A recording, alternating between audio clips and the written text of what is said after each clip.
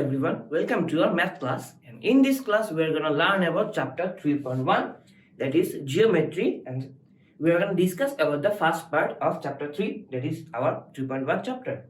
Okay, so let us learn what type of contents we are going to learn today.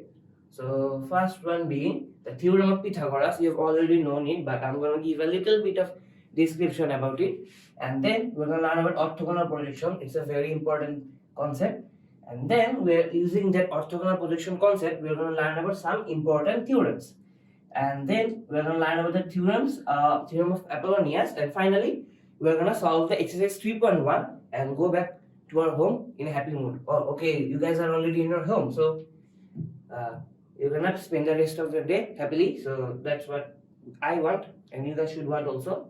So let us move on to the Theorem of Pythagoras.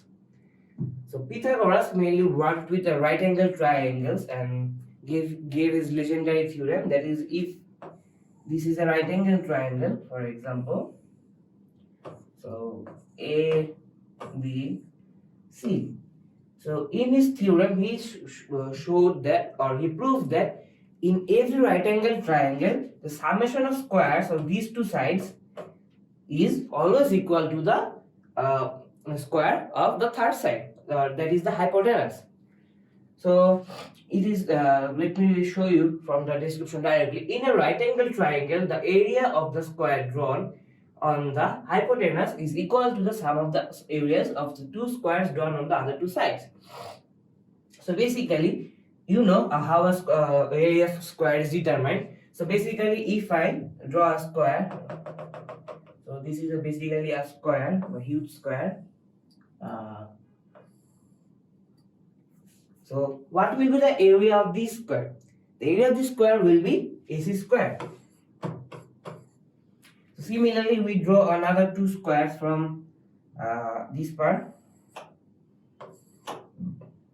and this part. So this one is called BC square, that is the area, and this one is called AB square.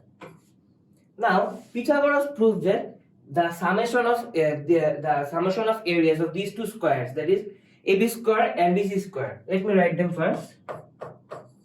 AB square and BC square is equal to the area of this square, that is AC square. Or it can be written in this way. Instead of using square, you can write the summation or the length of the hypotenuse square. The length of the summation of the squares of two sides of a right angle triangle is equal to the square of the hypotenuse in a right angle triangle. Basically, this works mainly in a right angle triangle. So this is the Pythagoras theorem, and you have learned its proof in class 6-7 or in general math. So I'm not gonna spend that much time here because we need to actually explain some more theorems. So we move on to the converse theorem of Pythagoras.